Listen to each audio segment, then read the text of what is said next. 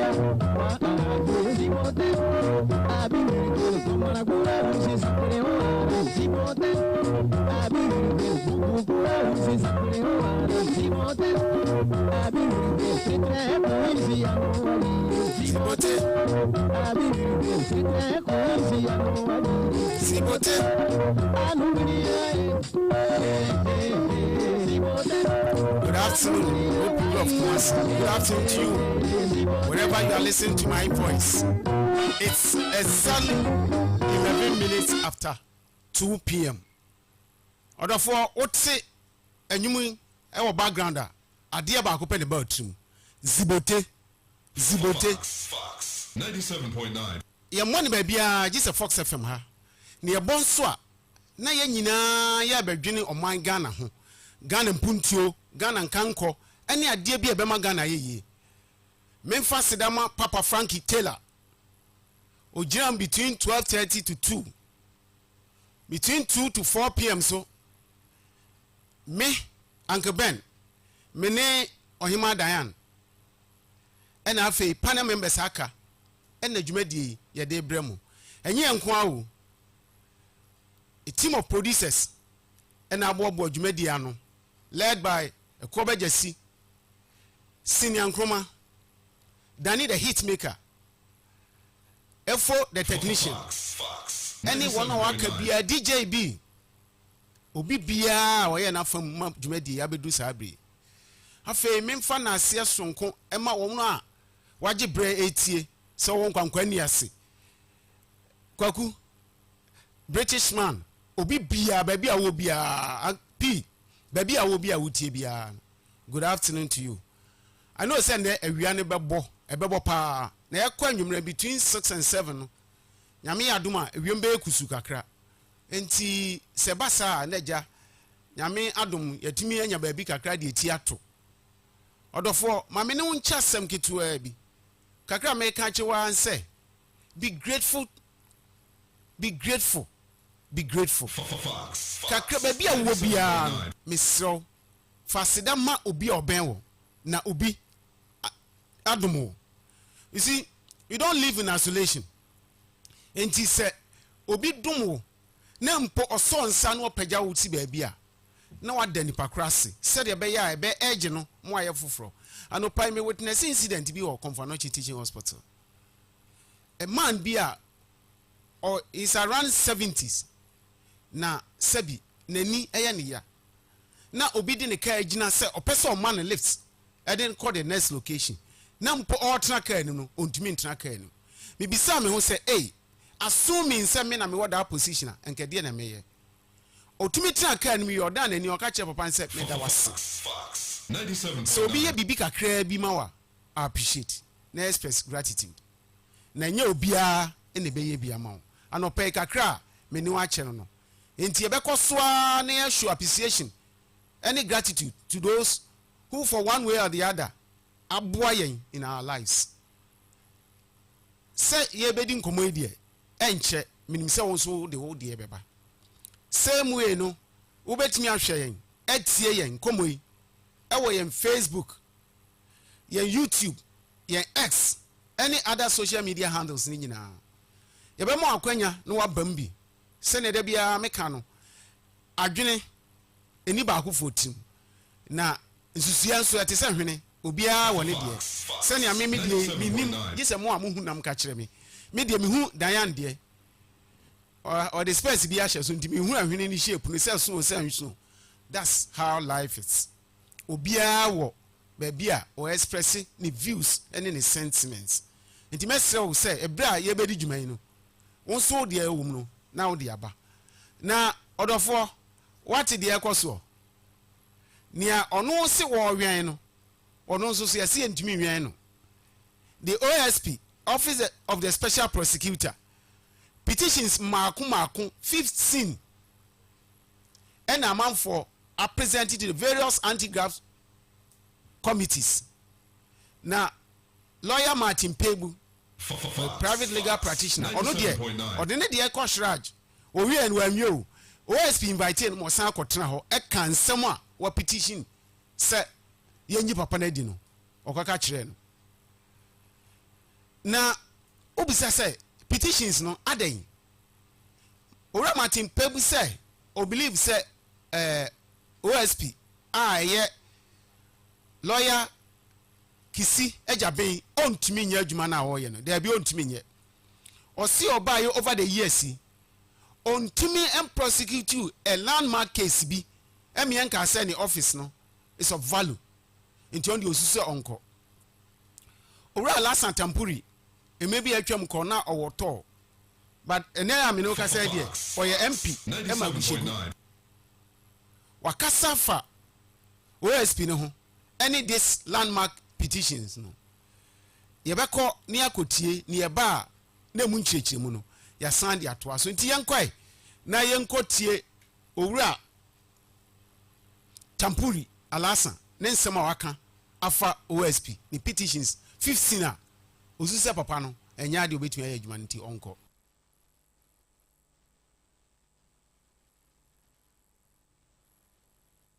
You blaming that on Akufo-Addo? So I'm telling you, it has nothing to do with Adodanko Akufo-Addo. The point that I'm trying to make is that when Honorable Kenneth Oyata was leaving the jurisdiction, at the time he had informed the current chief of staff at the time, and he had also informed the transition team members, the person who was representing the current administration, the incoming administration. He had sent notice on them. Now, if this was a person who was running away from justice, more or less a fugitive, I don't know who would be actively informing people that I'm leaving the jurisdiction to go and seek medical attention. That for me, beats my imagination. Secondly, at the time that Honorable Kenneth Oyata was leaving town, was the OSP investigating Ken on the SML issue? We need answers to this question. Secondly, if the OSP was investigating Honorable Kenneth Oyata, did he actively seek the cooperation of any agency of state to prevent Honorable Kenneth Oyata from traveling? Because as you know, the CID, NIB, UCO, FIC, OSP routinely, even the courts, routinely serve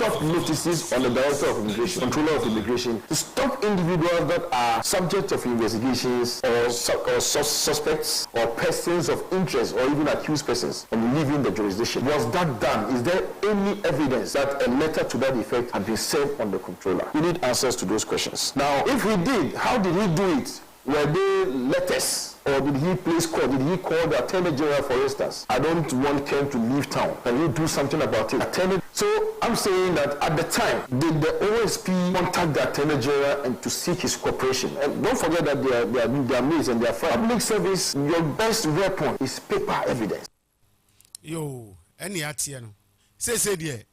Ora Ken Nankasano, only Ghana have biao. Or United States of America. As we speak, say baby or what dear. You say the organian in baby or say osiki medical attention. It is from here on to me my OSP catcher is net 24th November 2025 or the Orakan of Oriata any 7 others because of PM court and a pay an enrakra and the buy say the or say date you know assassin at a later date you know or baby catcher Ghana for when or the Orakan of Oriata any other 7 accused persons no ebeko court. Question remains say enti OSP ne Kenoforiata issue no e wo ba bi gina de onimnia oye OSP no dodo na feel say ebia Kenoforiata kono we kra de menka emphasis eye owura Martin Pebu o se na ogidi se onim aso se ne o kana ye no kra na enya no kra de o se ogidi se na onim en wanya ho hwe because tiama kan na ekono nenka or enough grounds say obeka say or suspect no ewo SML deal no ene yaman 78 charges e was say ofisi well media me gidi say enye kasa no ene beboaye na mmom baabi owura kenoforiata wo biara no se no kra se state no efi se out of negligence wa ma ya lusu sika bi dia yen ko hwe no mra na enye ono nko any other person state ni feel say wa ma o ma na hwe sika yen hwe no mo be face trial na se bo mo a yen ma emra ene omuni na what the ecosubim there's this advocacy group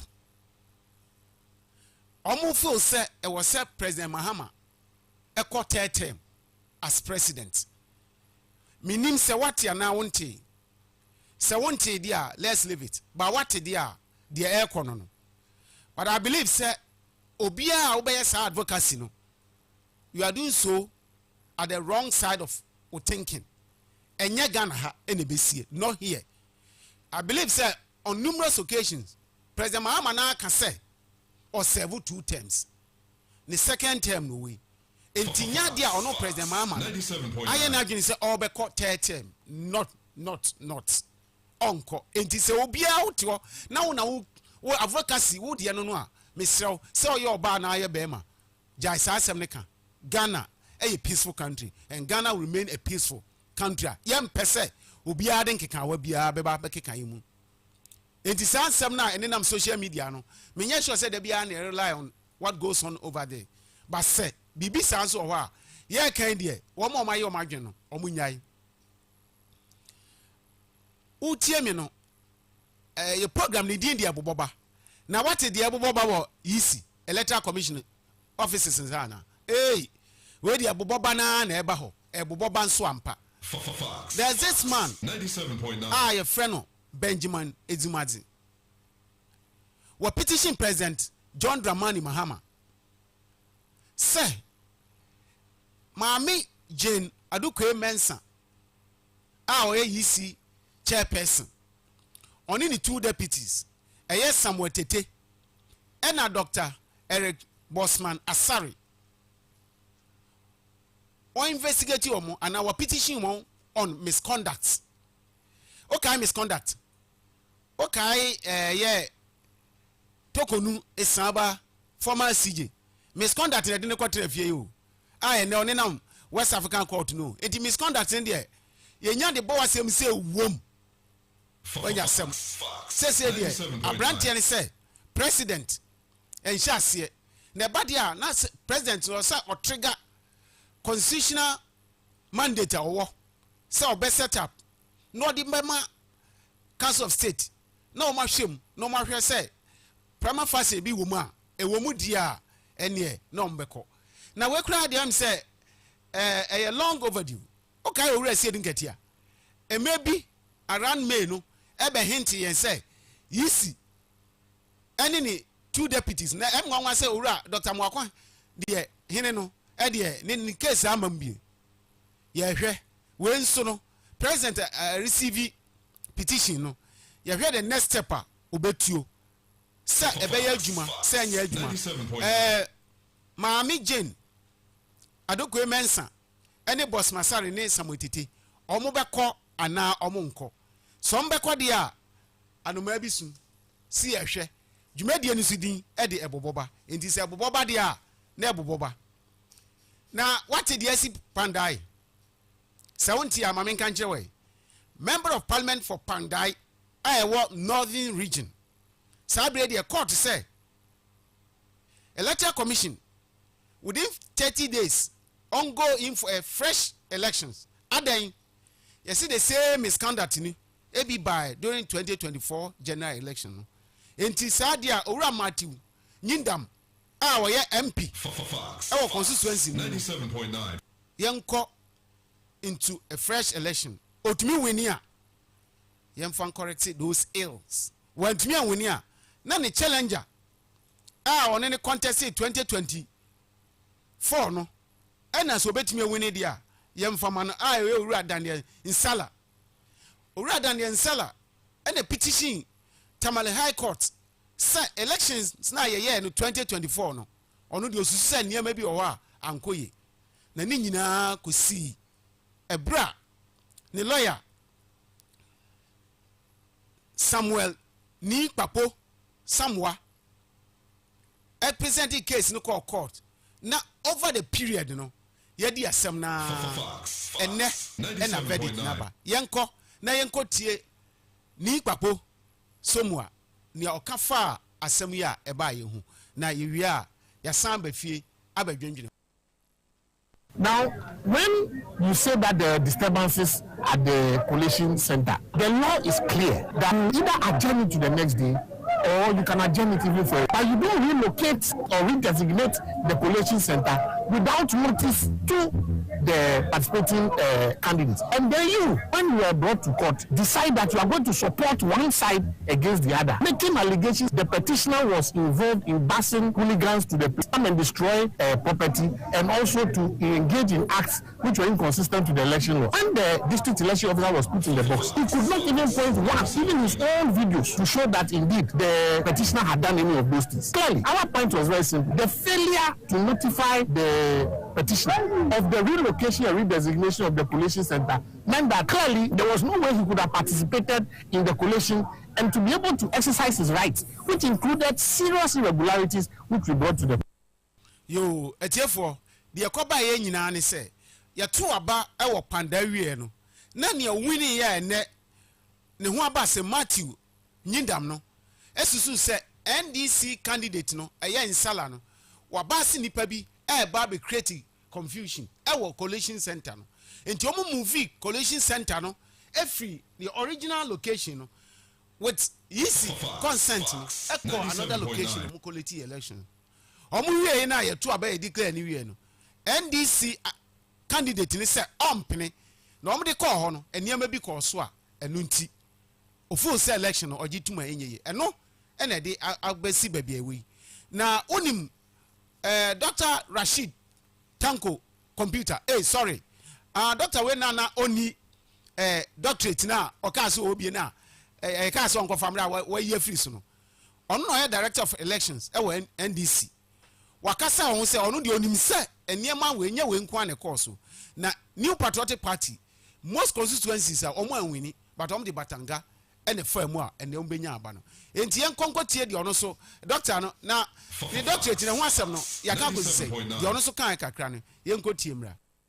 All along, the NDC has been saying that there are several crooked electoral officers who are bent on stealing people's mandates. And one of these is what has been exposed today. We said it time and again that the seat of Panda was the seat for the NDC. They rigged the election, and we've been saying it time and again that we will continue to expose crooked electoral officers who will continue to rig elections. We will stop them. We will make sure that the NDC will prevent such rigging machinery of the then MPP and their crooked collaborators in the Electoral Commission. Clearly, the CEO candidate elect. This is what they did. And that is why we make sure that we follow through the process and we have gotten favorable judgment. We are appealing to our opponents, the MPP. They don't come for the by-election because we will hand them some heavy defeats. Yo, Rashid Pepo, Ekan, Rashid Tanku, Ekano. Or system MPP, your margin say by-election, send a court, a direct. Say, I'm going for a fresh election within 30 days. No, say MPP bar defeat by 1 million. They say 87 now. Now 88 now by 87. Say one here the next say beba so dia ebeko 86. Nti mo mo nyoma dwene say sa asem na ebesi. Yenko ni yenko tie Matthew Nyindam. Ofo said ni ekoso ni nyina no. E yade a NDC are pre-programming this very event. En omo beye. Nti omo ahahye e wo dem en omo de ba. Enya de a bibi papa bia no de wa file sale of execution enti ono de se obeje mu pa de no so be ebre ne nkra be goti 97.9 eya owura Matthew Nyindam yenko let me say good afternoon to your listeners. And let me let my people know that I'm very strong. I am not disappointed at all. I am a very strong person, and I know that I won the elections. They voted for me, and that is my joy. I'm disappointed in one breath because 2 weeks before today, NDC was in Pandai, going through every police station, saying that we are going to have a rerun. While the issue was still in court, they were telling their supporters that we are going for a rerun. As to how they got to know we were going for a rerun, it is between them and their God. Now, to the issue, when they came to court, they came with 41 police stations, complaining that there were some irregularities on those police stations. And my sister, if I want to tell you the irregularities they cited, you will marvel. One they stated was that the range of ballots were not written on their pin sheet. They cited that as an irregularity. The second first issue they spoke about has to do with people voting for presidential and not voting for parliamentary. It was another irregularity they cited, called irregularities in the. What it meant is that, one, I'm still the member of parliament for Bandai. We have filed an appeal. We have filed of execution, and that is what we have done currently. And I am confident that this ruling, it will not stand any test anywhere. If we want to actually apply the law, the CI that he read, he completely misfired. I'm telling you that nothing untoward happened in Panda. Nothing, absolutely nothing. They are using state powers. They think they are in government. They can do whatever they want to do. And this is the ruling they managed to get. Whichever way they got it, it is between them and their God. Yo, you interview, no, by Kan Ketesi multimedia. A honor, you pick this very interview between a year MP no, Ura Matthew Nindam. Yan Twasway. Now, only say MPP in Zuokrum. MPP presidential aspirants, Omu Okrum. Nadia Neko, last week, Minyanti, Ura Baumia Ire, Samira Baumia, Ewo Kumasia, Oye campaign. Same time, no, Mete say, Natoshi Ado, and so by or by representing Ura Kennedy, a compare kwa Japan, and so Kumasia, and near a name says, and say, Doctor Yao Educhum, and so on so yan campaign, ding. And they said, a shelter region, any the hot spot, my MPP. The Akonina, Urabomia, our central region. Now, if for analytics, a year survey be abetum. Or say, idea, obet me a case sudia say. The month of November, Urabomia, and already MPP, as far as name. Assuming say you're to abandon, Urabomia, and you're 42.7%. Now, Ura Canada Japan, or yet the next to him, no, 17.7%. Ura Brand Champion, 4.6%. Ura Educhum, I was 0.3%. Sansona, Fabrege, Japan, I was 0.3%. Now, sampling size, no, 3,500 delegates across the 16 regions. And Ura Musa Dankwa, I say, or sample woman, and one year, Savi. No, the Ojiri say ya kwa ni mu no obesan aconduct biom na mu the also the baby or the aba enti from the camp of MPP no e ho nso say na ekọ last week na e proxy no this week e dey biom na ekọ mi giri se on be bo mo ho na ma ye se na ehia na o ma bato na o mpese o mo to no eyi candidate ma party in 2026 no mo akọ 2028 no o mo be ye the needful said e be ya Ghana be fa no ntuma pafra medical catchem say the OSP petition kwa makumaku 15 advocacy group say President Mahama enko term afi ene chairman high court say Owura Matthew Njindam oye MP a enyeyi nti emfa ni nsinche ansa when any afoforo pi na ye bedi hu nkomo say na me ka kire mo no Owura Michael Ohineje represent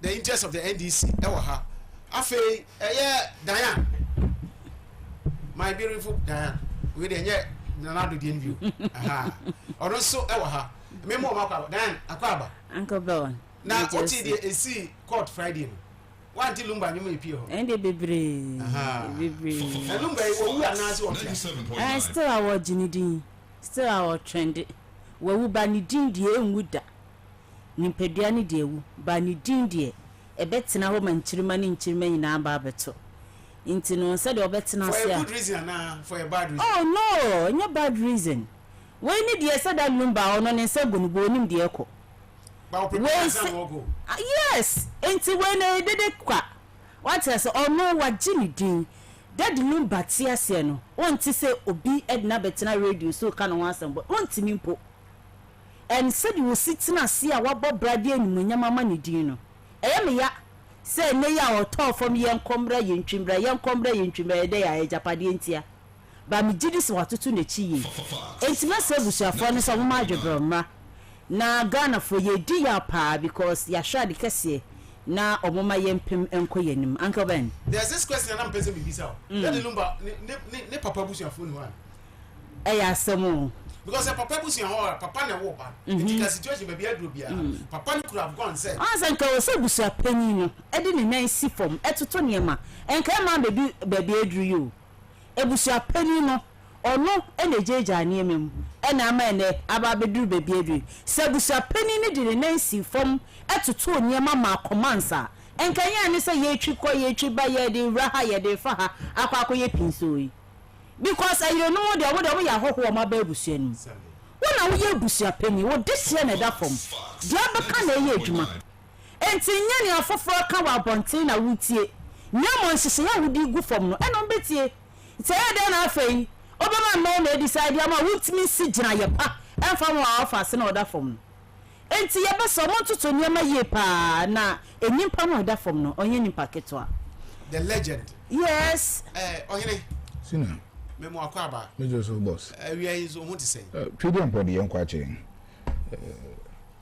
yentio ensem no fa ne hihulu made na na say ne o chia 102 na you be are set off many issues of that lumade so no hu ni wu nti oba ba ko no bo ni nyum bi to was mama me wu asin sesa nti di oni to bia be ye ye the fan of that lumade ni say we me ya na menti o me the minimum that luma yes sir oh yes me the ko say na yire panyin na yire keto I don't give a damn we are the minimum that luma we journey din pa na wi ye nipa keto ya bibia no am betimi aye am betimi dey say din no nti in as much as say ye hun say we kwapi mama ka say ye ma America no ye di ajade nti anka jade na nesi fama we nya ya blast oba ba wale awo ye howo o ti asi say me wale me yire na say me firu mu a me body na da ho nya me yire dia me butua dia o ti asi nti butua na wo so control nti this bahubala ne dia be ne dia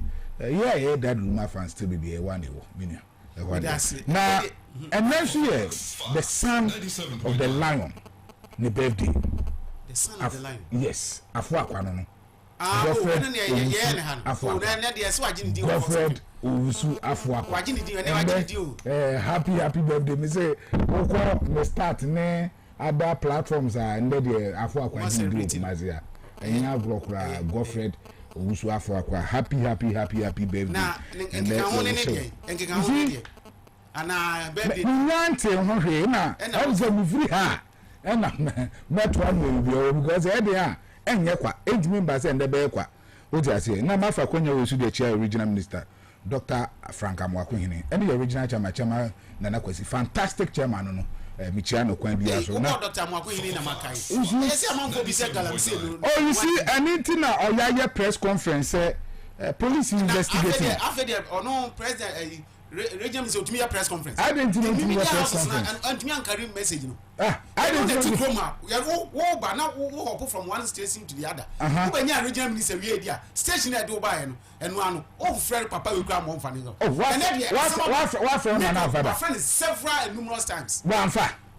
we regional minister after the galamse twu dia after the all press conference the story na betom ya kra me carry no ba kra good the police never investigate am say nokre anase nya nokre nti wama all the security agencies no kwan see investigating no na bibi asem ne da no ye fa nto se wa galamsi e magana fo nyina hu onye galamsi bi a nipa bi odi sa report ne sa no ma ne bai so be say ne din no ye fishing out no bi an so the echo I think say it's a very good call say obe take that decision e buy na kwa say communicators ya better na defend and one fan show be answer say we investigate that would have been a different ball game but I think say and wa magana fo nyina ati say you are investigating across the length and breadth of this country na you hu say sa so boy e de ball no hu any hwe na masa so echi wa ye director Mr. Set Atanga Sam Michiano Medasi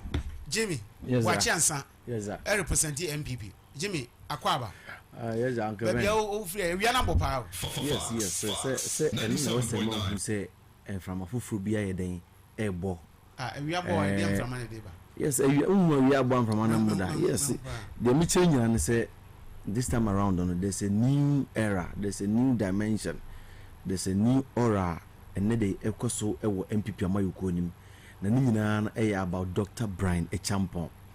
Dr. Brian Echampon. na ɛna ohwe akansi ekoso a ene kwan a ye nuanom a ɛwɔ fam afa so a ɔmagye ne nsɛm atomu a ɛda di pefe sɛ ene ye nuanom mo MPP amoyokonum on the 31st of January 2026 omokoto aba omokakoyi Dr. Brian Champon amana bedi MPP amoyokonum na asɛm a wɔka nyinaa ne sɛ yankopɔn yɛ nadom na wɔn esi ahene etumi de akonya no man so mbɛ the flag bearer of the new patriotic party a obe make sure say discipline ebeye djuma e wa mayokonim na wahye na nkabom unity enso tumi aye djuma de to so o say resources ne logistics a ene party fu hia se de beye djuma going into the 2028 general elections no na tumi aboa na ya win more votes na ya win more seats e de aka ya mayokoni elect no ibetumi ensa akani na okay me that's yeah yan share this very issue, the advocacy for the third term for President John Mahama. Fox 97.9. People are going out say ehia obeko tete. Meanwhile, a constitution mandated 2 terms for every president, the life of a president, 2 terms. Beyond that, a constitution and selling out. Is it because NDC was so much? And omufu say omubetimi anya 2 tests ade ya dwere consequences say a move way ya fiase a edebeba me mfamfi so yeah Jimmy advocacy a nipa bi I read from Semima Muslim quotation me nya sure say no nko ane ana we and what here there have been several calls and then agitations aden Ghana dia ne ye heard the see go di wa and Alasa Watara or quartet 410 ko Cameroon ko he probably at 92 years on doing 29 yeah they said you yeah dear you feel say democracy na practicing governments are bringing almost 2 terms they just get themselves out. Why this advocacy and why this time? Uncle Ben Mamina was it na minchia for Ansong because no minchia chairman or the non-copia the incoming chairman for the MPP in Ashanti region na mensa so inchia lawyer Justin Frimpong Kodia Ukunkom, the general secretary of our party. Now is he on the issue of the advocacy? Okay, I believe say about my Ghana as a democratic country but what I say and some runner can be tested by any individual. Make I say you are Mampeni Mahama Nankasano unze a man I want one way or the other ayana en chichimuno invitation and said that in could deep sa so because seriously speaking constitution emphatic say see ma obi akonya se mo di mampania nipa no betimi akọ mfiwotwe 2 terms mfiwotwe no ya pemu mienu 4 years 4 years bi 1 term so benka wo hwemu pa aka mampani Mahama okay anka obetsena akonya so no se ode akonya ya onya yi eba wiye December anase on the 7th of January 2029 okay anka onene the only president under the 4th republic if in 1992 eba the ballot box si wose yento aba efangum no onene nipa amfa se wonya akonya abro 8 years no adinja megaza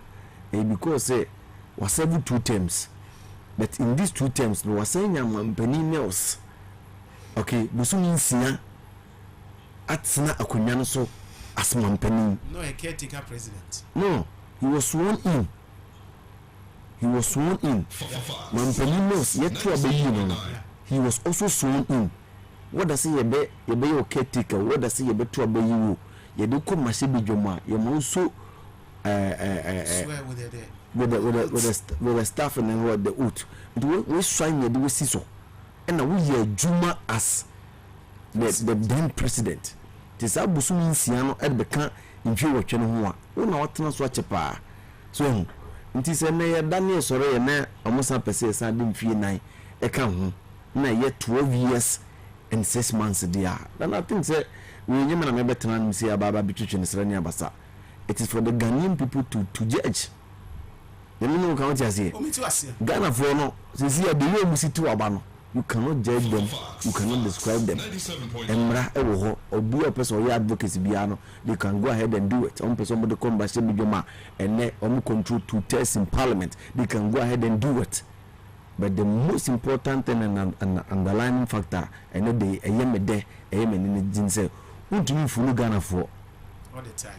Yes, you cannot fool them. Obiaji tum say no buy and chair. What you say? Into issues being one of my friends and my bino a tackle. It is a CAD, the opposite can be an obit me then. Aka obit me no one then. Now was the opposite will be a.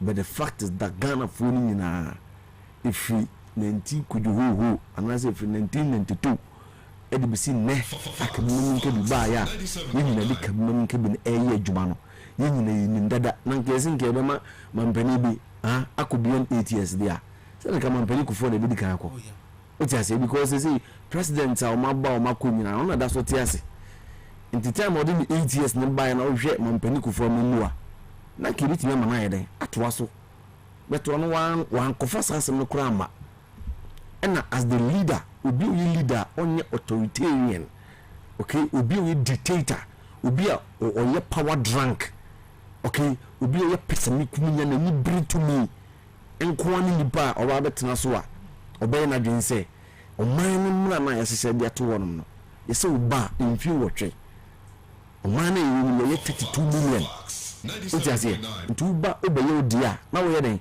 na wo ko na bi so ye den aba unless say be in a this 4% much say mama you no ni obi afoforo bi o betim na ye aba even though atiti nipa bi bredi say almost we interest so person ye den o contest but whichever way they want it they should go ahead and do it omonye mona mo to test in parliament MP you might say be mona mo MPs do so the na mo my eyes are rubber stamp no you were new we the team supan near the senate what you say until the embassy mo be and na mo my bet the fact is that the Ghanaian people are watching them now nko sa na mo nko mutu a ye kwa na kwa mso be de pa me da se Jimmy Owusiansa watch it 97.9 President Mahama say ono de okọ owie ne tem owie why this advocacy na de omo ye no omo consider the security of the state so oyene memhwe in the next 10 minutes me sure say unya kwanya tia His Excellency John Dramani Mahama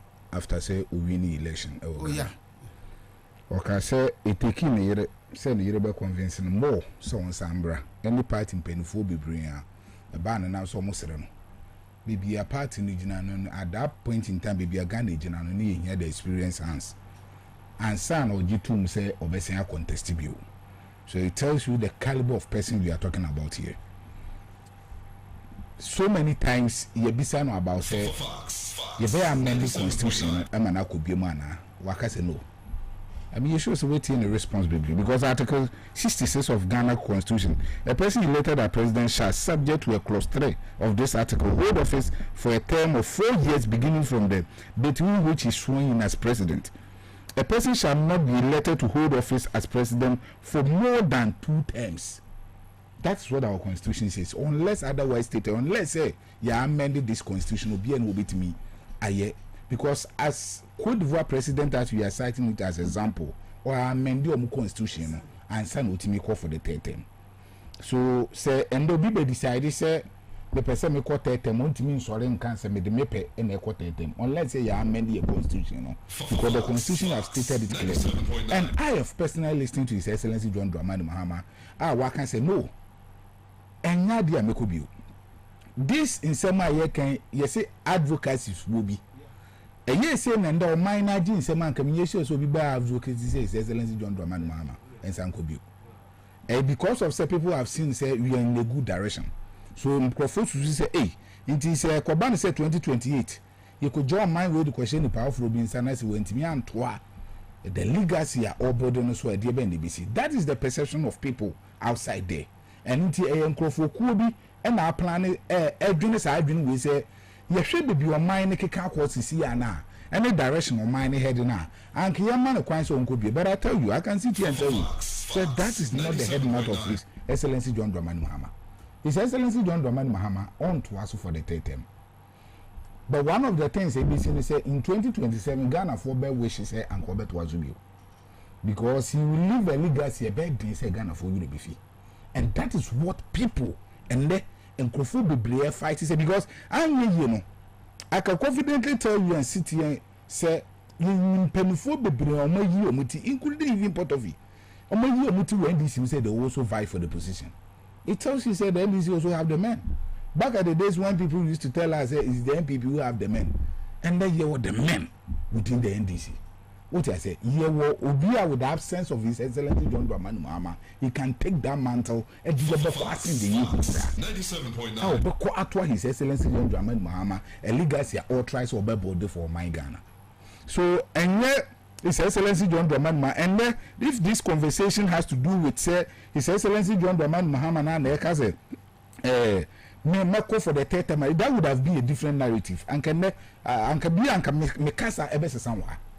It is either I'm going to support the emotion or debunk the emotion. Simple as that. On the condition, he said, celebrating could be a say AABB to say one medical constitution. Of which and Kenya is suitable for us. Yes, many be Ellen said I'm begging who be brain. Because just this recently, there was this proposal I said, and can even terms no crown and entry from 4 and go bear 5 or 6. And yes, people were saying so no. Because when you're looking at Koshia, Obin so one home or no baby do 6 years.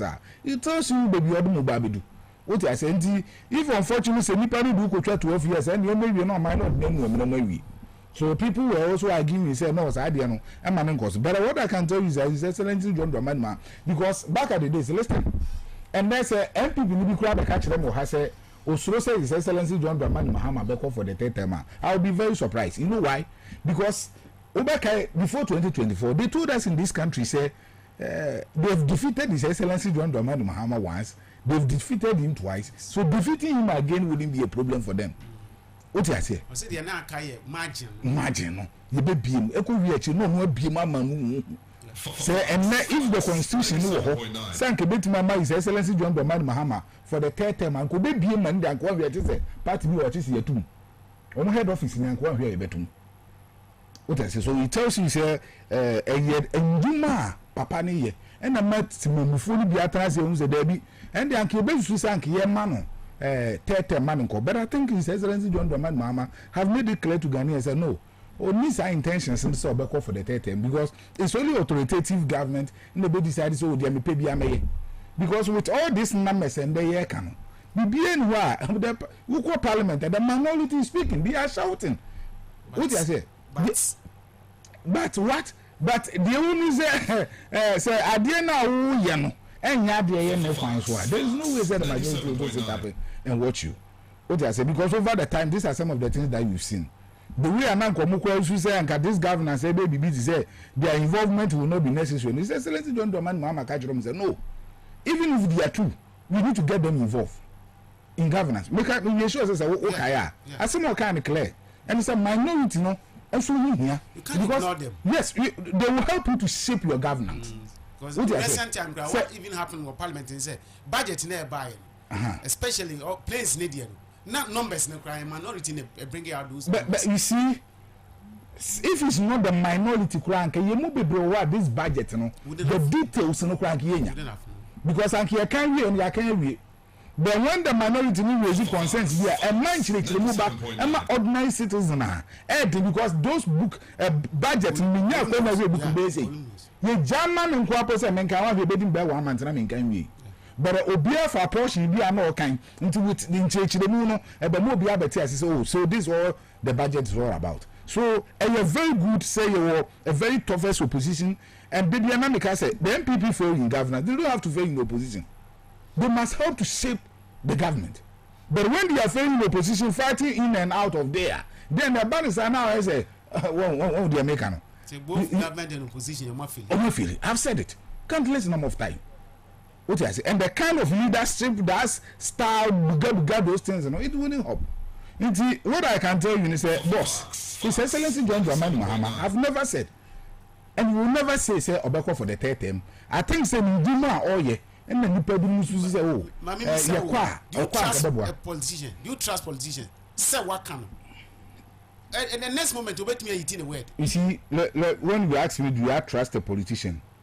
A question be about this, because Bible no cracker, say independent.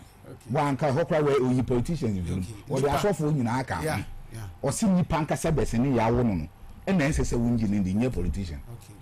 And His Excellency John Dramani Mahama Edipa.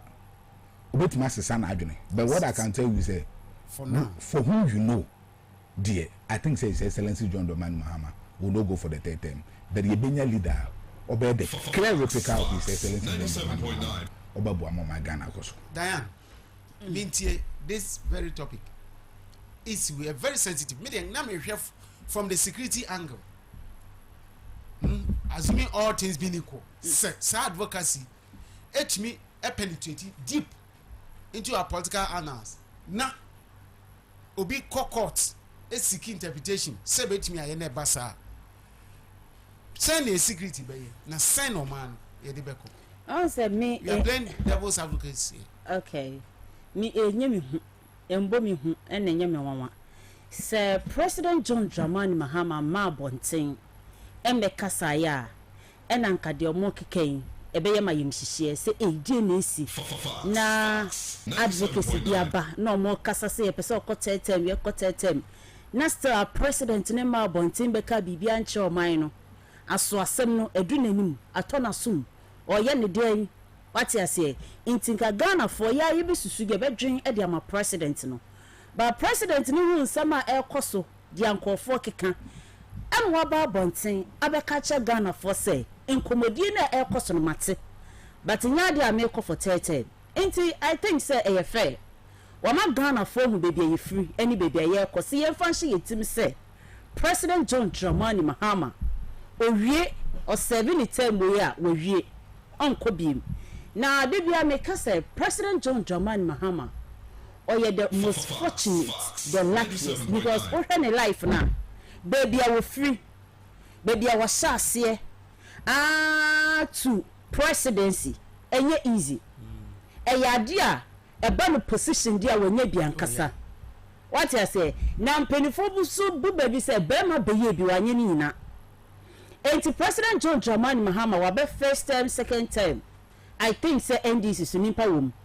Na se ekobani se president se na adwen kra na ye Ghana for the behayo ebe ho no ankasa ne party no se de MPP mu acheche MPP akoye kese si ho nanso wura ma adua ne bia si bebia wo eni asumdwe nim emu acheche ebi se B ebi se C ene MPP mu dare it is a President John Dramani Mahama ye na adwen se obeko for third term and the NDC party ni emu be chichakra emu be hey because nkofo so position ni bi nkofo so pe bi se honorable Julius Dada we unity ye resi dun ketia ono so pe honorable Haruna Juice ono so pe enti nkofo so wole for the presidency enti se won kwa be se me nko na nyansa wo mitiri me nko mobi ma e de na party na besie party na sumdwe mem party ni chichem bebam enti President John Dramani Mahama so do na manyokuo no se de wa beka na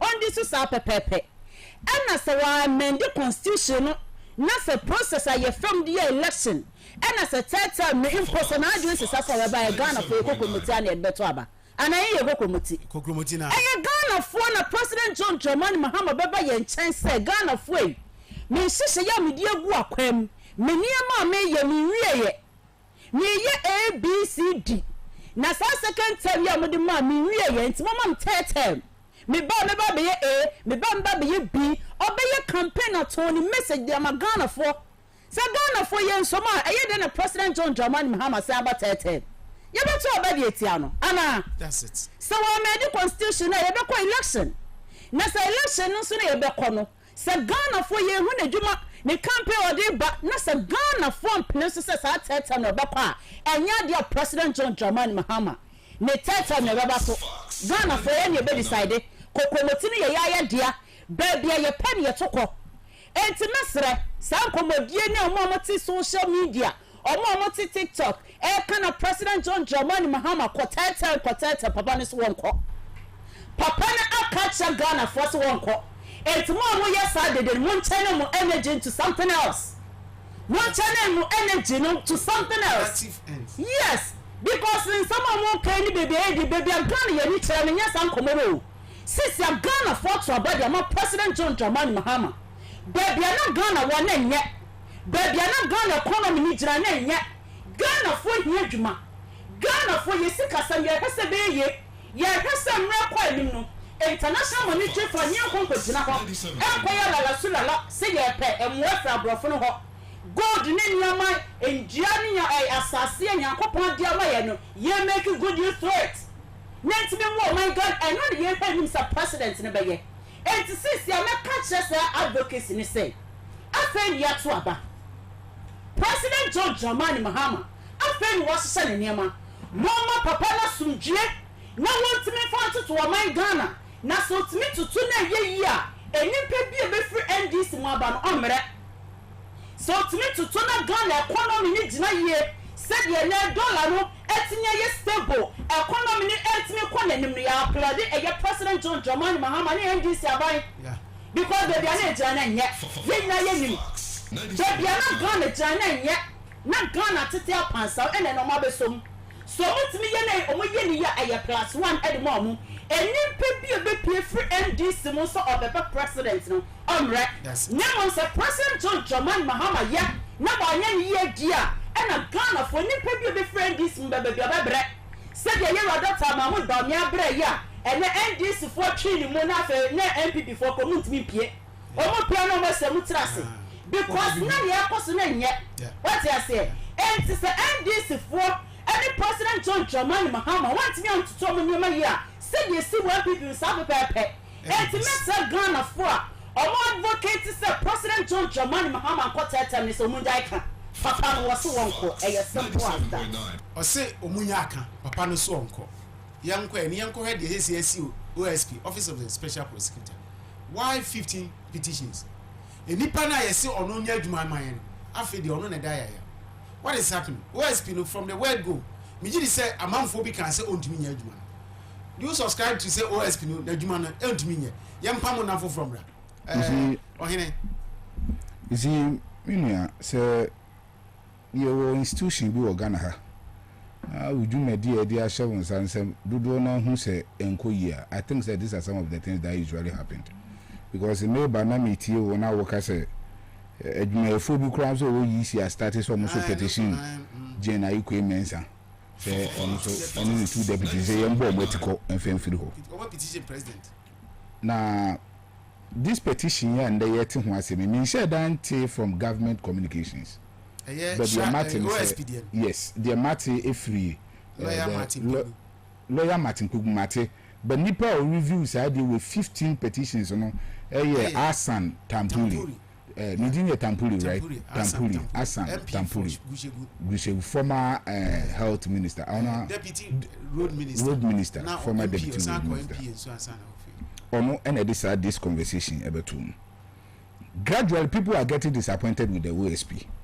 Why am I saying this? Because say embrace swing, and I'll back actually say why ya ankonam ankonuma de do say anim bi obeto ye ankonuma can't see that number yes ye dey meet me bless one anamiko obeto say anim ni nyina okurum ha because previously ni enya obi a domevo aka kire say adwuma no ye no president in person obey His Excellency John Dramani Mahama mbe o take mantle pen o ka say no ti say OSP say we back that conversation now o say meja o say je wadwuma nti ye hu series of reporter on ade bible ntin but then the people outcry the nkrofo nyina ye kan say adwuma na wo ye no ye ti say we make allegations but ye hu ade report ye twa say PM Frimba you see Samla His Excellency John Dramani Mahama bae no ka say mapamo OSP na and can you sure say the conversation be different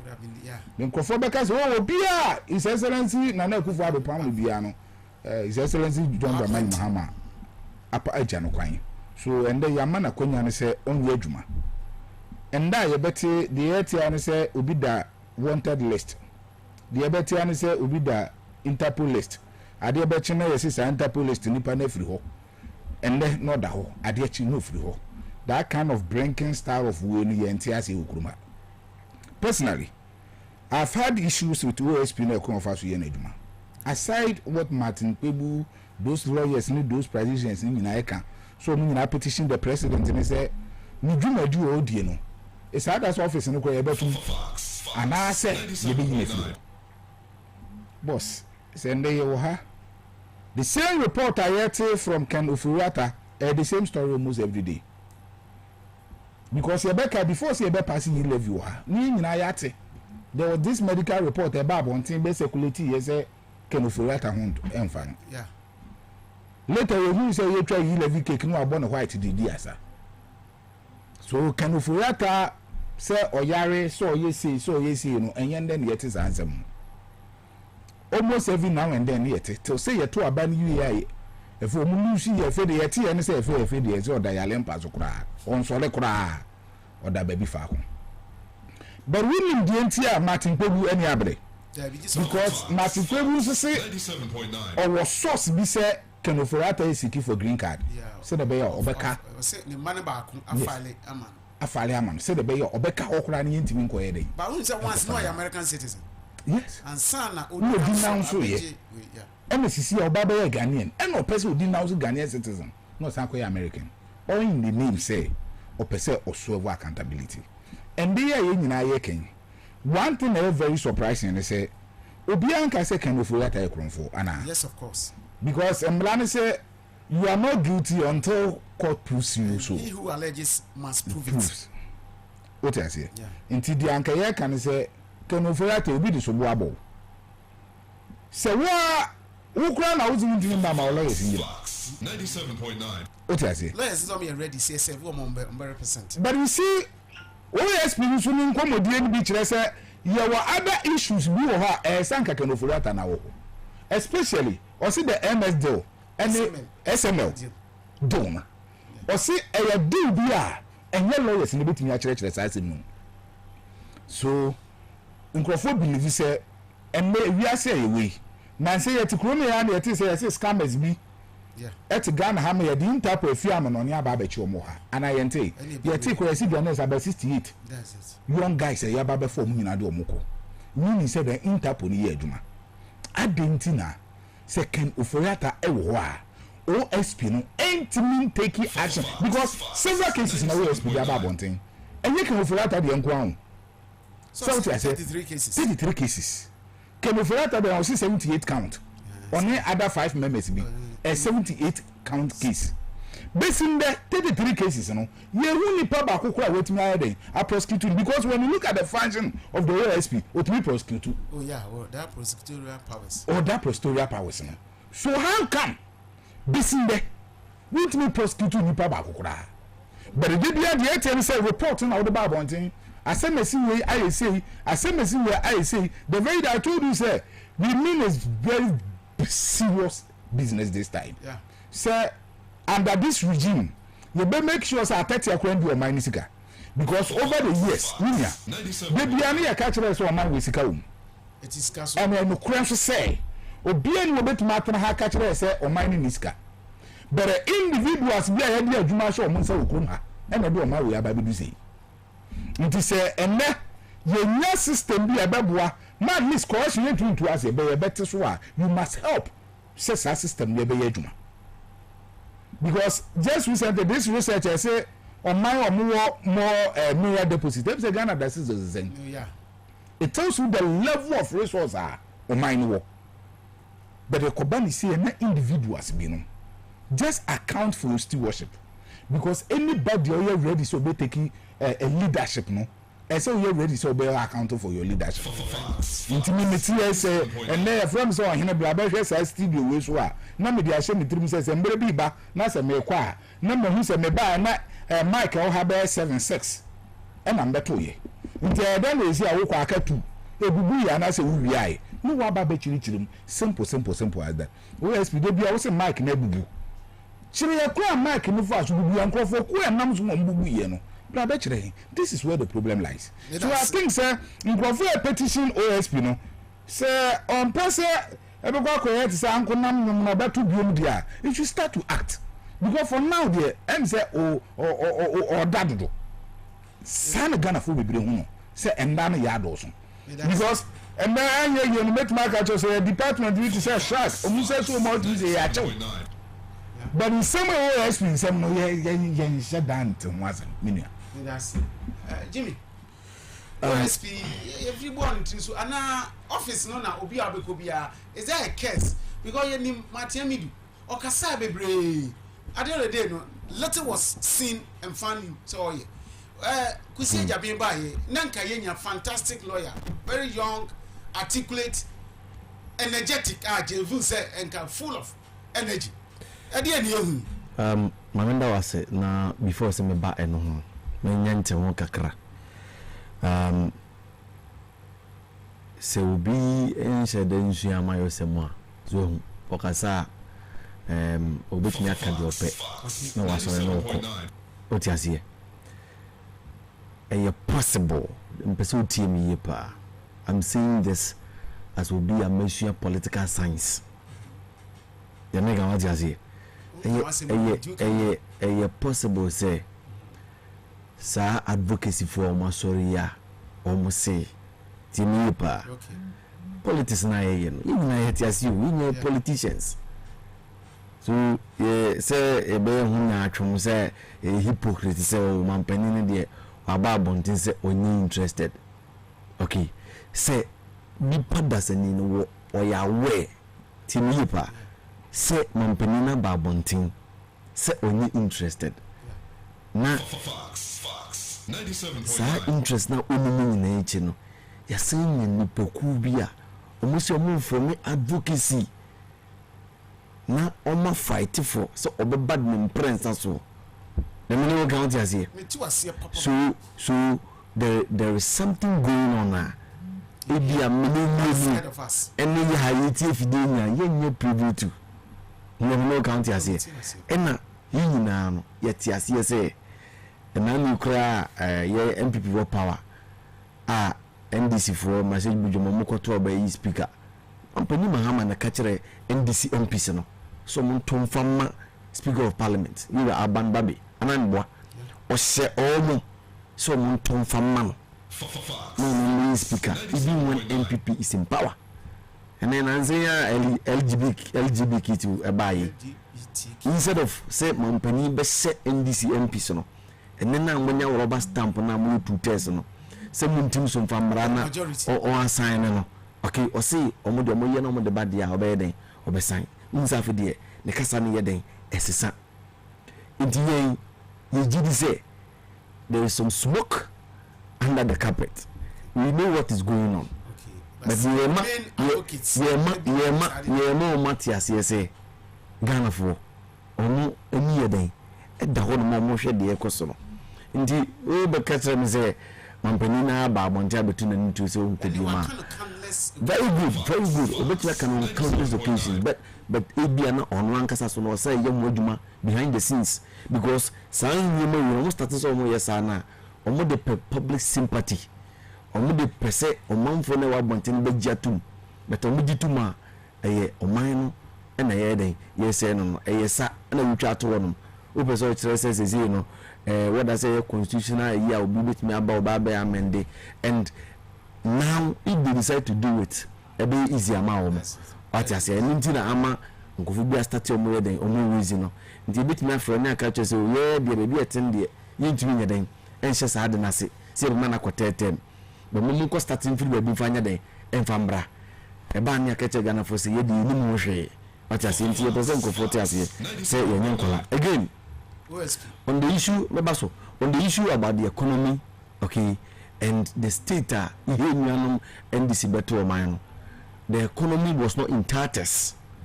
Economy na NDC beto yen, na employ, na entertain, na empansam. It was economy na in good stance.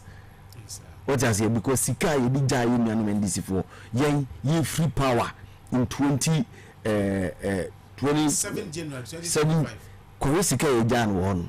Lubisa won say NDC free power in 2016 sika no man say no say what me answer that question obi obet me answer that question trillions of money ayi ja ya de ma abafofo abeta komesu enne awe who say say bibia nkoso asin bibia nkoso asin yeti kromai me say yeti kromai obi oti fidin bia hwe ni potem obudu juma be na koso there was nothing going on o just say bibia me say o mobile na ofanko kwa na mo na say as for intelligence on na say bibia ni go ma o mobile omo ye me ko agency am wo project bia ni go ma ekoso me research officer say bibi ko so I will get to know o just say enti you no spending nko che Ghana for say me be 24-hour economy nkola ni bi be adwuma no pa e be adwuma wia e be adwuma numre e be adwuma na jo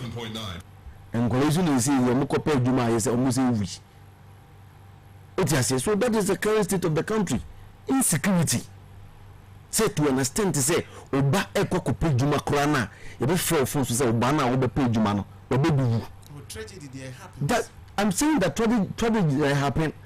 Okay, but I see obi den wi edi je mo ko ko pejuma o just say enti 1 year o betra abamu afinie o just say sa boso na wo de ma Ghana for no 24-hour economy ni de keke kan wo so o be provide jobs no say ni pe ni ya na egu enti we ti aka che me say economy na ye e na say jobs be na we provide. Where are the jobs? But before you provide jobs, idea will be the economy and send to me create employment. MMC. So also more build the economy, no more create employment. It means now or more build it into create here. Yes, the local can a fatu. It's just a create bibia. In the case of the any economy be boom, economy becomes strong when mbebiri na omo amodin bituma ye adwuma enye adwuma omo yere omo ya abosumso etua ne ka say iska na ebi bitua ne ka no or spend it if you be economic change what you say ekọ na aba abosumso no age na katua na ekọ na aba. That is what we are talking about, and we are not seeing that today. Nje na wu eye awo so say muka say ye fe dwuma obi kura na obi no obema na ba akọ. Yes, obi no obema na ba akọ. That is the current state we find ourselves. Ruban. Now say mampeni Akufo do sorry or charter flight.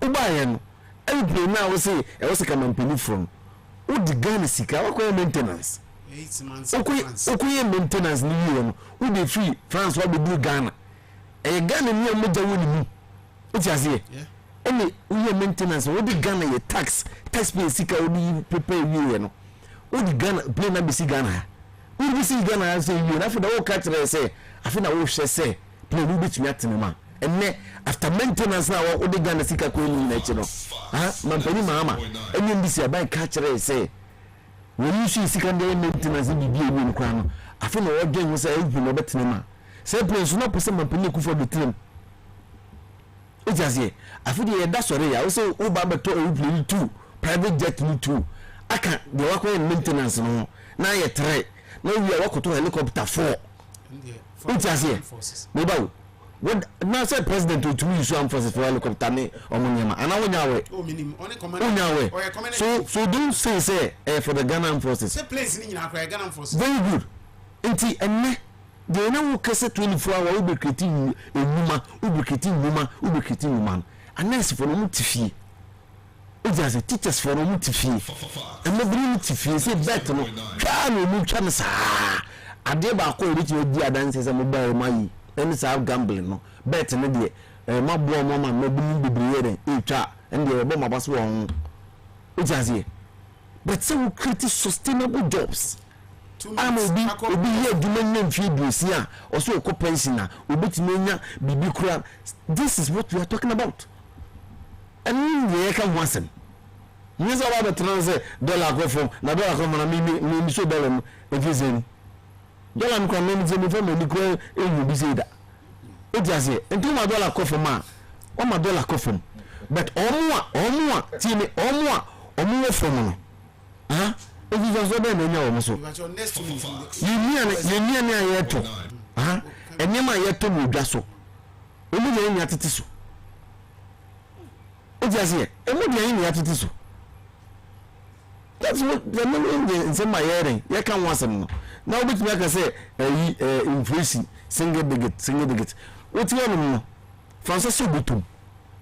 Oji ase Francis Obutum. Francis Obutum. Don't expect so many. Yes, I say no more about Galamsey and ah, and some omu opposition. Omu about Galamsey.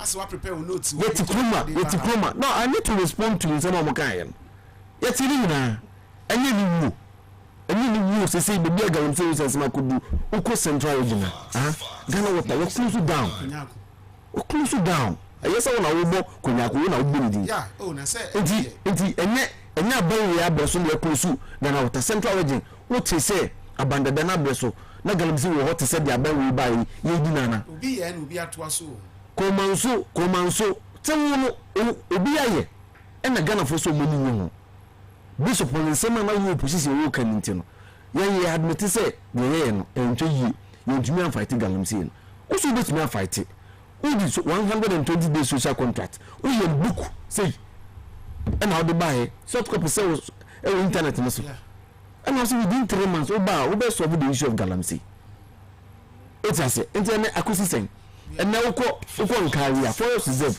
abaye buy unko fudi ye we recycle ho national security wo aso ko fu dia lady o just en akwa ba ma be do allegations ya BPM say regional ministers miensa obu digala it just so that is the current state of our country anyway I mean Brim Central this MC onokran so ma accuse say ono so what I say am the so go so this accusation this no regional ministers wo di na MC for DC for Nayade, Omudi.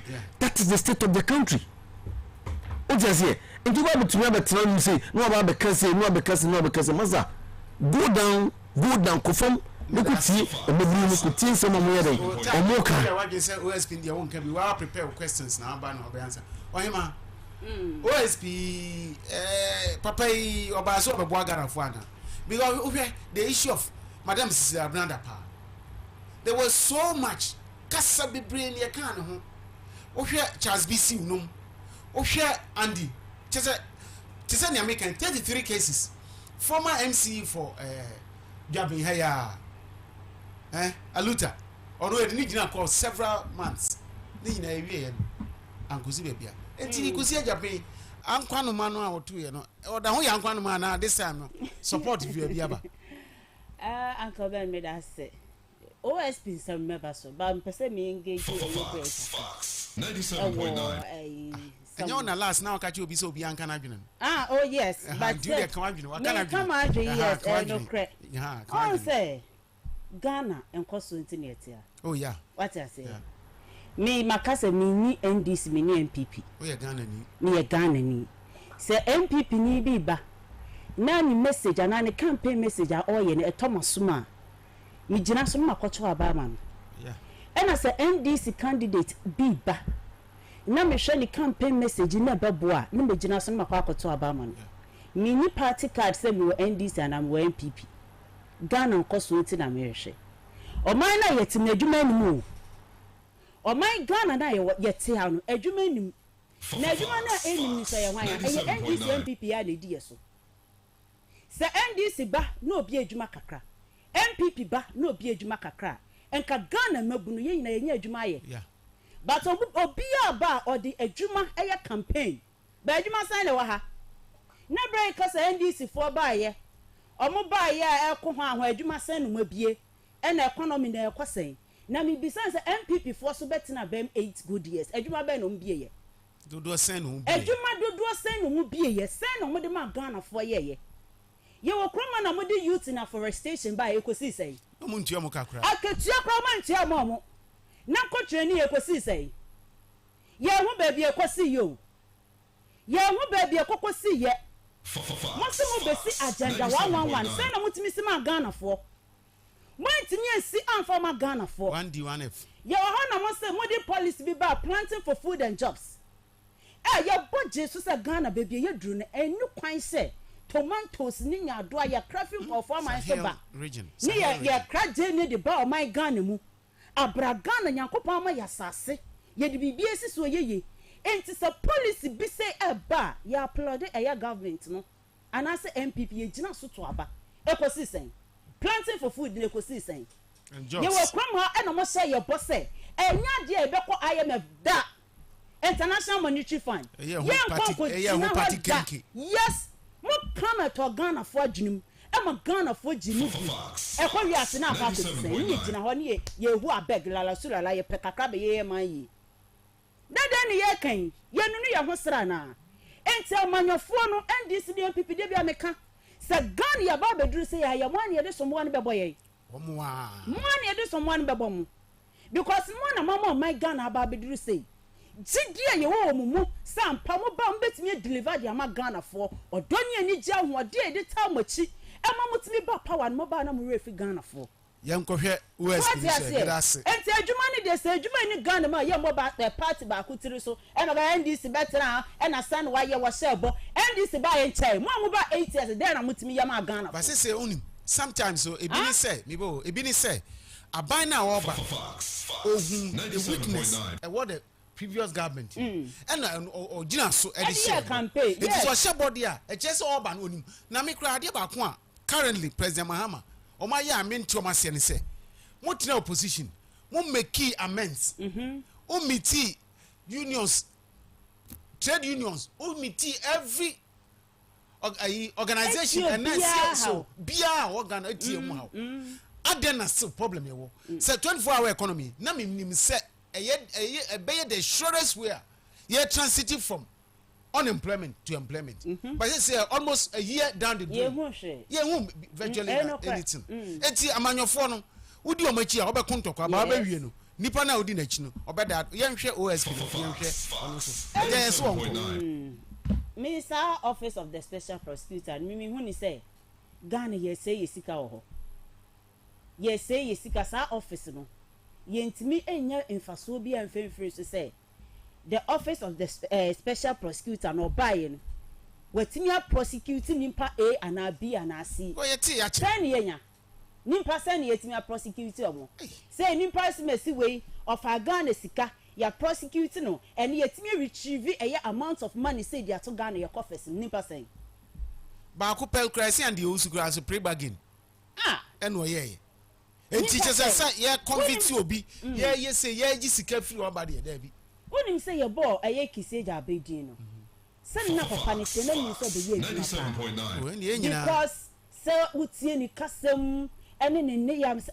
papa de special prosecutor we de Ghana for bia ntoto ne nema ye na anwodin ni bra wode ba no ano odin afa ko wi ase a na kisi ja abedi adane press conference upon press conference ene nyina we be bia wo kasa so I lecture nti o dia microphone achi de bia wo cheche ni nsemu de bia wo cheche ni nsemu ensamchofo de bia ye de nsemu ye news ye de broadcast ye tire bia to ha still ye hohwe na dey ye practical aspect of your work enye theory o enye se be cheche ni ye ntimi ya bodin se kwotena ho ye ya ho odin ntimi ndi ya Ghana ye taxpayers money ye sikan kete ye fifre ya kwakote ena obi etimi akukuru sika na hye ne botom me ne ye se jema ye enye kasa tenten enye nchechemu enti se na enimpa say 15 ena petition say ye yin free ho 15 yeah. I think say allowable because na djuma na wo ye no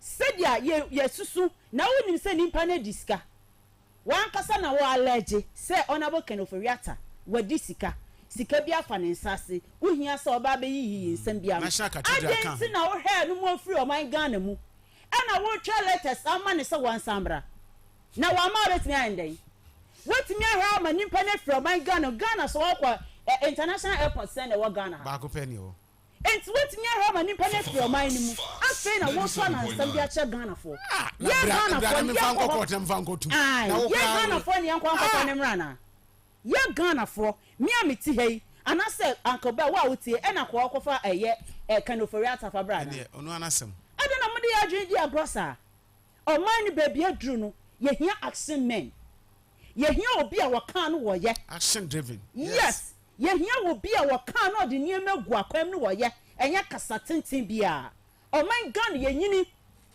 yɛdi 6 March wɔ ne ɛnya sɛ yɛnyini ɔman yɛnya akora biem na ɔman yɛ yɛgye fa ahodie yɛte mam so yɛ ho ntɔyɛ me se Ghana nyɛ hia man da ɔman yɛ sika wom na akɔdi nkɔfoɔ bi bɔtɔm ɔman Ghana sika wom papa obi a bɛka kyerɛ sɛ ɔman yɛ hia man bia se ne hu sɛ me da yɛ me se Ghana nyɛ hia man Ghana yɛ ɔman yɛ nyankopɔn ato no bo ase ahyira yɛn bibiaa mu ɔde asomdue sika ne yɛdi ahyira yɛn nso akɔdi nkɔfoɔ bi bɔtɔm ɛnso wɔ sɛ saa office of the special prosecutor no mepakyɛ yɛyi firi hɔ anaasɛ papa no wɔde n'adwuma to wɔ ne yɛkɔ yɛn nim me cry dem feel say office no cry yegu no ne de ho sika ema agency bi foforo a omo be kwakwa say anti graft agencies bebre Ghana ha shrag NICB one bi ni nyina ye agencies am investigate these things. By the way, president I say or select secondary schools SHS no now more go into livestock production. Afi ba bia do no ana enko konketenkete no NDC for amu ntimi nye na afi secondary school ye mfanko mi wa akwala na ye de ko school so nko sua de ye oni pa bia sa okasa opko university faculty of agric enye nko a kwada so agric college o ha na wo se be ye nkoko a ade ne man kwala ne nko me de awurafo we sisenka sem no ene ye nkoketi in them on be bana no or the crafts na afi de nkoko de en wa ko school Ghana school now almost 65th anniversary afi de say nkoko ene ye de ba school ho abeyen ofa adwuma na wo so de ba no ebi na afi ye de secondary school ya na metie o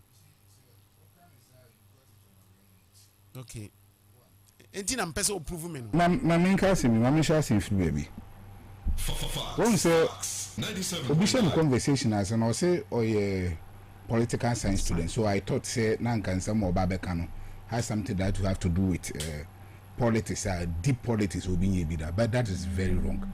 To sit here to tell us moko muja over 1.3 trillion edit to my account to my son moko no. That 1 trillion. But he said trillion and trillions.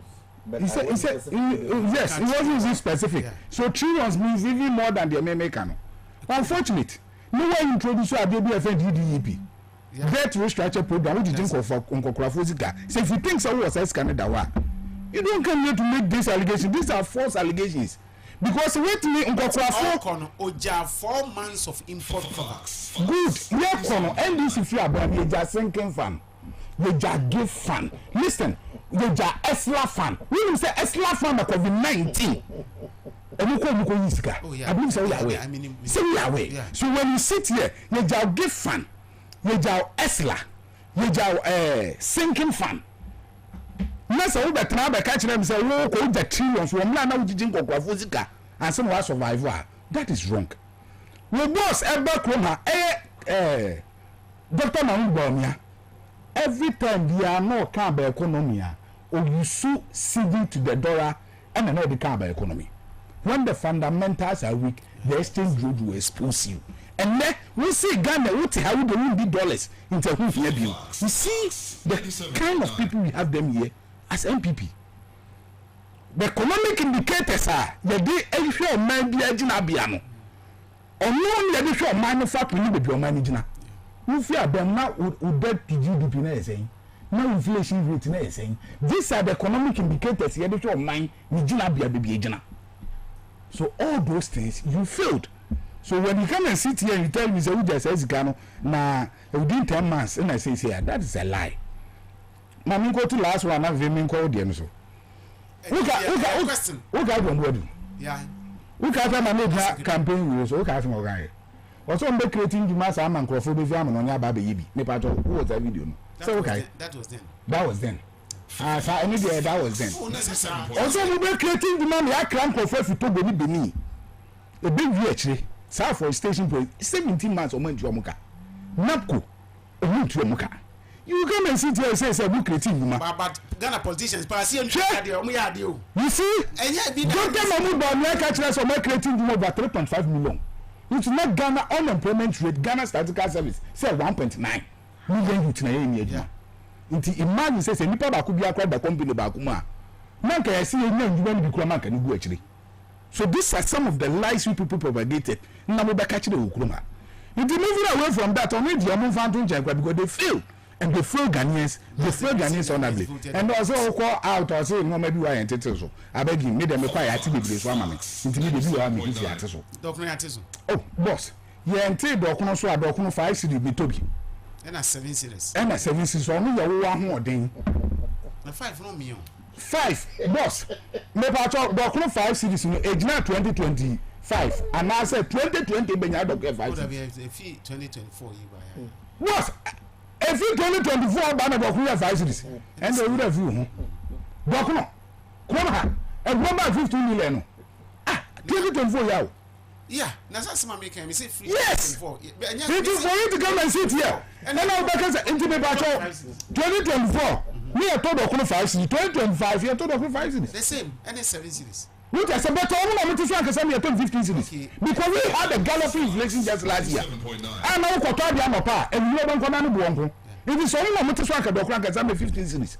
I tell you, the kind of economy and the Okuma, and the kind of economist we are one Okuma. And then can say do 20. I tell you 20 cities. Meaning SHS His Excellency John Dramani Mahama Kanye. Over the years time na me go school no. Na your department na your BBFM no. Na your BBFM vocational skills na me your best secretary. The basketry ni actually said you need contain this and no man. Your mam dimensa. Kente we be this animal. Good. You actually said you na me dimensa here. So me VSS even time we invest in na me said you need contain and they make money in contain still. Just say enya adwuma me. But obi as that time no na do so they contain be na adwuma no. E di adwuma. And then you are great student on your school no. Yen bi say am say practical work na ye kan wasem. Nam suma ye papa e ku for cover those STEM schools need those things they buy say be practical no. Agree for no e be practicals no mo. You know one of the major sector into farming emwanye hunza. Livestock. Yes, so hunza. And he knows very well say unless you see you prepare kwala bi mama ko say schools o mo ye agree. That's it. And then the secondary schools be na ye agree.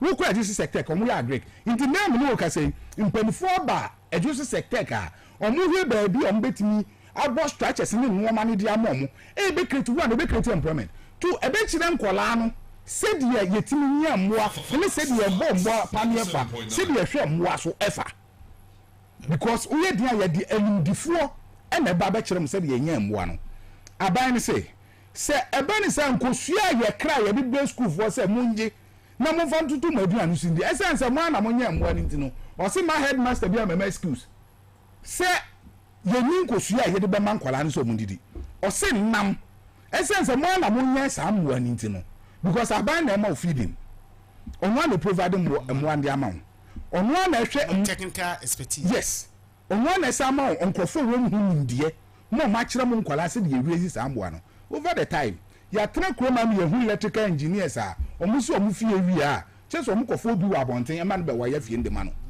over the time ya hu auto engineers e wo kroma omuka ase ya omusa ko magazine e ko fa fitafo mo mbeye the Ghana for engineers na akwa aka so omo ye no yesi e bi ni sa take round about no bi round about ye e ko du akiri ni e ko twa ho ato agu no because yesi ka ni track ever na da I did college school mo them. These are the caliber of engineers we have them here because I have a believing more of theory than the practicals. Interbedding obi aka chim say my real school me a grade student me the mem wash and say our bomb one panier momo. This is something that we want to avoid.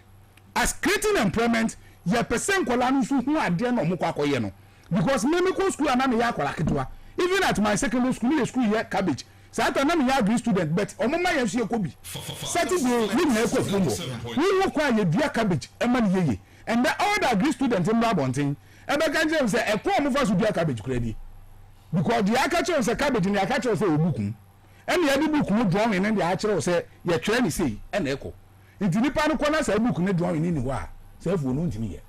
These are some of the things. These are some of the reasons His Excellency John Dramani Mahama said no. When you say a champ or buy no or can you create operation feed yourself. That's it. It's more or less this ever to have happened to Ghana. Simple.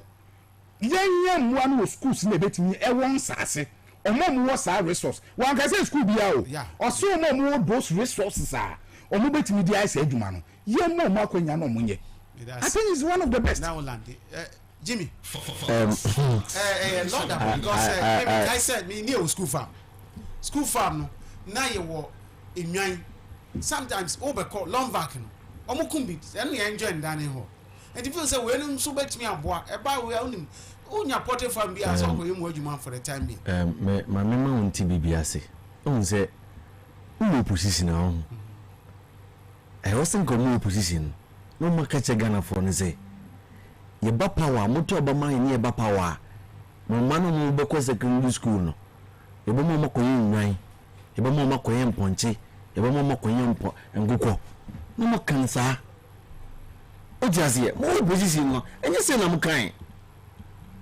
ene free SHS ene Ghana and the NDC ni jondo mani mahama ukwa ye mo uniform sa 1500 PTA 1100 books I can't go to that is the current state of our education system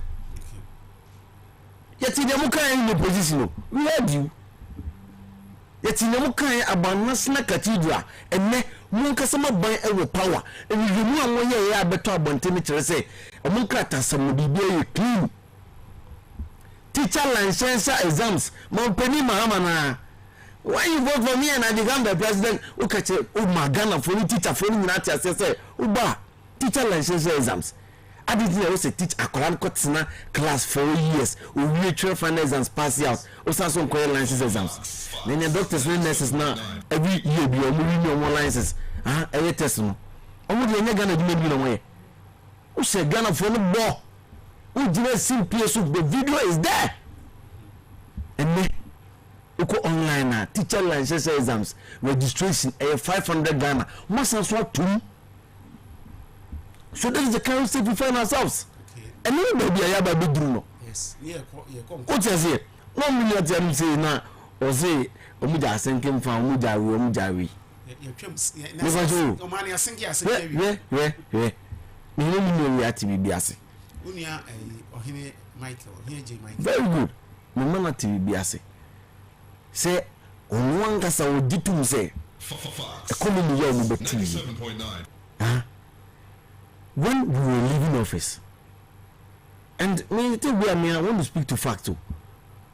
Under our watch, dollar no koya could do 16.8. It is here, but as of the time of mobile power, on can create not dollar neither thing. What now? What can't facts to tell him? And then because so no, the number mobile 2 years started free here. It was coming down. Okay, it's a close to 14.5. That's it. 14.9. Oh, please. I don't kasana ntia. Sa wo kasana metia ntia. Aka musu metia tese na makeka de mepe. Na ye di kakra akanti o. A minute to go na mama. It is 14.5. Na sa wo kwa wo say 14.9. Eye admit them say e could do 17. Now it's 16.8. Into about down 16, 15, 14. Nti mu ba ye na mu taking over no one can see what Jatum say it was coming down. That is a fact and name in America obiani and the measures are banging early on the floor. Let me be a Ghana for can say since more na COVID-19 mutia be mu and can even na mo dey ma could. In addition to that and Ghana a brufo omu dia local rice omu nko for momento yeah if you want to the network go do block no so we NDC no ka some NDC we do so ya tete ebruso ya tete emuso to mo 1 cedi uto dokno uto dokno 1 cedi uto pan 1 cedi no body atoto ko 10 cedis o just here that is the current state we find ourselves it is the more can nyina e form o ko form ono ma ente sa ho ene kibo gari kura saying we see one kasa beto gari ato sugar atonkatiye no we so kids we benya ni do kaka guma we boka about 20 cedis and that don't how many ma lande o ti ase nti that is the currency we find ourselves now no we see tie we opposition no asema kache headmaster for and say obemu musika no mo nkasa ko dum akọ ko dida na mpipi aban de onfo sike bia ma ene komo ye den ekunkura no ave de unya timi a wo se odo mo an be mana mana nyan school fo ngola no be nyan so mo pe kosua me se se ku school fo no pe kosua edia e je obo makoko mo manya nkoko na makoko na to asa mo nya kosua di so mo pe gan na mari asa na wo ka se mo makwa mu kumbi no e bi gan bre wanya wo gan na ni ju mo banyan for how many months obanyan for how many years asa na wo gan na mari ene secondary school no se ni aye no me say ye wo se ni wo Kumasi Technical Institute omo on be some technical program ehu the technical know how no ko KTI ujazie ukokwada so agriculture ya dey e wo de no for ya agric onye moa onye fuo no obekwa agriculture na vere ye mana e do makugu secondary school na bi ye pese bi engineers bi doctors no e so mkonye moa. That is the current state we find ourselves. Oko Kibade Eastern Bloc now. Obia ye bibi ansan what do whatever level. And make us say obia bibi be specialization no. So and then say ye wo agricultures wo. I made reference oko ejura ebi wo. Yeah. O just say oko I think say Kumawu ebi ye den e wo. National Service for the war extension. Oko kwada so ebi ye den e wo no. Nti omo a omo pese omo e di agric e ye omo dwuma no. Tim you and she said, bring ye did to our mama. Unless it's all person Magana for me, your mamma, your papa, no tears, yes, say. We need to call the feeding colano. Your mamma, no one year moano, no one not me. Your mom will pay you secondary school. No, the fact is that, so I say, would the secondary school be out in one of us or Monia or more? Yes, secondary and Colano could school some theory education. Made us some cushion woman. Diane, yeah, petition a court to the presidency. Say, yeah, easy boss, chairperson, and then the 2 deputies no. Omunyomu.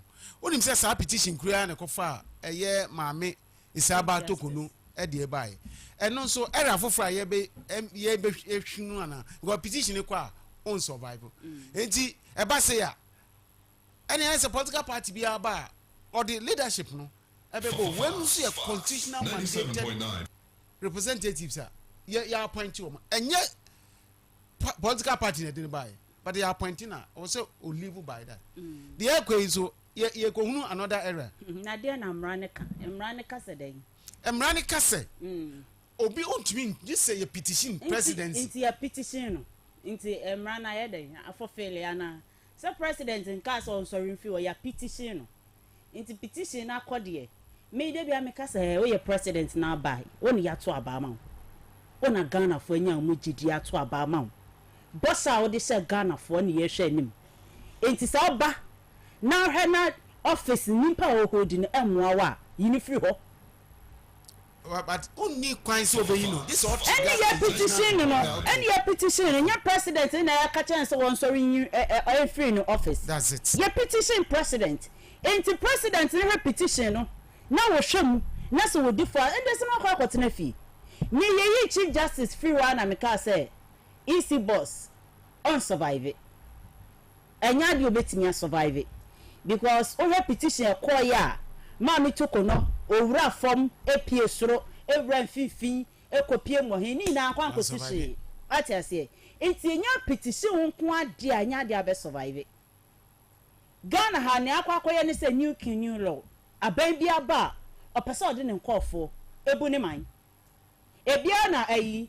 special prosecutor office yake nkofo say MPP na appoint nti na oye ne ma trokan no nkofo say MPP na de ne baaye nti nya de MPP de ne baaye no betimi a prosecute MPP for ye de akokoye politics nti so repetition na akoda president anim no ohwe na allow that boy ono ne ato abade ama no nti onye de ne ho beto no Ghana for ye we chire de awo ye beboa no ye behe ba wo feli ye Ghana for ye ne beka enti no eno de Uncle Ben mami janto na yempem koyenim me da say Jimmy a minute petition so the akwa no bia no o say almost say o man on betena so no omo reset na omo reset free judiciary e di aba what you say na ye nyina obi enim we dey public knowledge say the target ni na ye easy boss because so person we easy boss free one ma you have to deal with the chief justice nti enu ano ma hyase omo ye na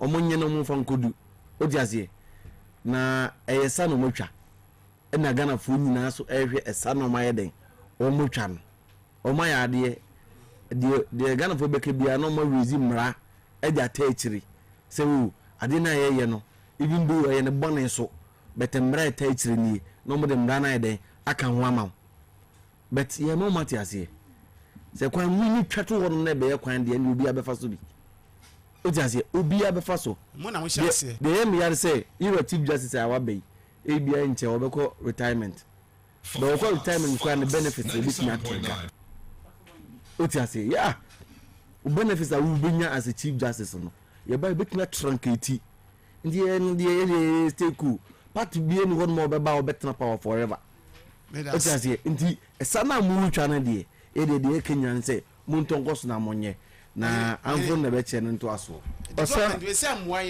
obi atwa na ye nam so dada mo doi na mo yi ho ina nyina nem ansi na be yi Charlotte say okrom ase mo ka kire nse na adwuma yefo na petition no we go dey say select do ma on gari o ndi e mo hwe ayi ko men sa kra se na ye me ananka ma reason dada tama no di 2020 elections 5 ade achi ase na esa nko no akwa resign we be ka tama transfer bi ko so ngwofo na wo northern region no mo kwa anje transfer be na ya transfer mo so mo ntimi nto aba ayi ko men sa wache ena na nyo mo nti ena ya si chief justice from chief justice ya so bo ya de ball ni odi hufo odi akwa ko was court ya bo atu agu yesi maza wa asema wo kan ba bi enu ko fie nti we envisage say system abeto aso ga oh boss tie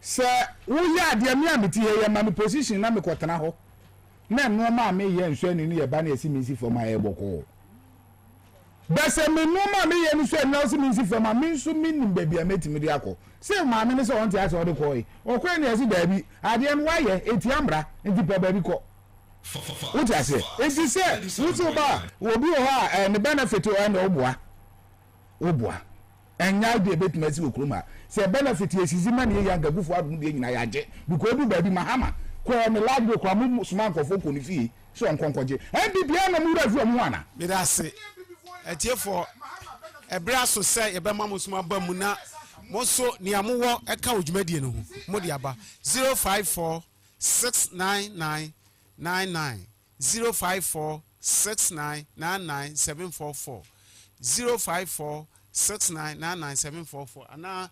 050143647 mipa cho ba bia wo bia no obetimi aba na nkomo no mipa cho to aso obi ba na Fox 97.9.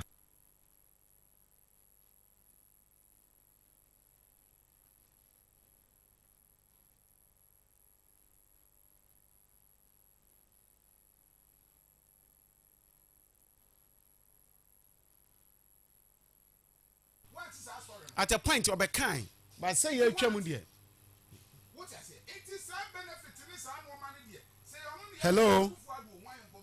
hello good evening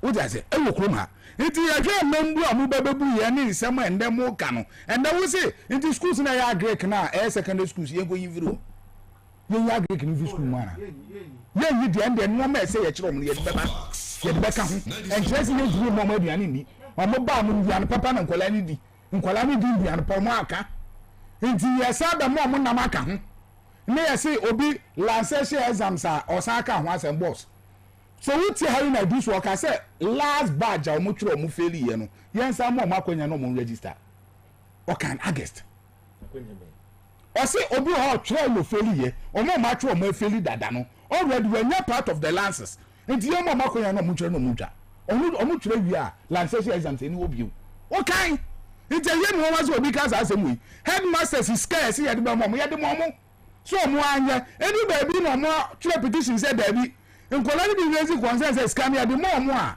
aduane ase Thomas Cruz on move na ba ne sa withdraw sa de 97.9. they say yes ni this can na ba ne sa withdraw sa de and that promise na ba de mo no ofofele they say ni pursue ni pa ban na ho kro mo no eni ade ade no mo na mo a edi ena ma ba ne sa se me de mamu me sha mo bo na me de mamu na se mu gidi a ma redu asaade no.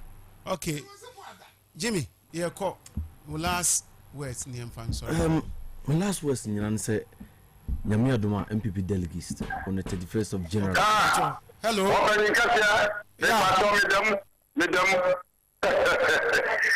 Patrick I'm traveling to more pay so I thank you.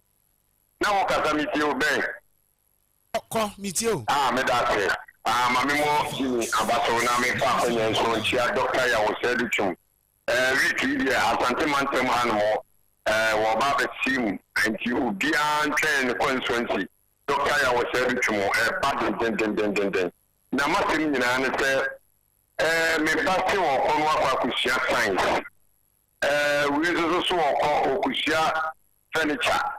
Na yebetie yesi yakoto nkoko se kone kokko tena nkoko na wonere edi na ekosui yesi wura mama se wodi masku ni se school ni nya nkoko na nwia eno de eye normal na mi ba pa kusia de dachi ne dia ya wonya Greek onko kusia Greek edi tire se okoko yekua adwuma entimetre se hono emwa ohwe no wonye nemu yenye nkoko no di koye fi na yakoye sede o kan se nkoko buo ni nkoko nkete no oye ni se ye mu eno na se yenya na so mo koye ni se part sem dia omo wa education ni ba ye no ya ma wo pianya ni papa e wo mo ntan nkoko ni famra ye fi na ye hu sampa ye mo de nkoko ni bre na school for the adabraka me da say Pacho, sorry not for from ra. Good evening. Hello. Yeah, Pacho wani. Pacho. Pacho me ka fi before junction. Pacho. Pacho. Ejuma na mo kan say. You to ejuma yen. Me na me ejuma no plan. For technical school for, let me pa baby back. It's no me pa no plan. You for me for more than 500.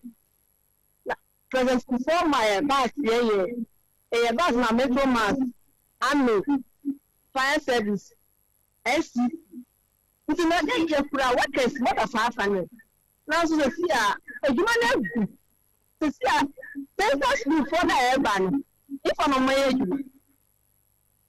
and the money over and the sound census before me now be great money now ka jumano that I created mama you too. You made us say, Pacho, the obiums. Good evening. Hello, good evening. Me Pacho, wani mamintio.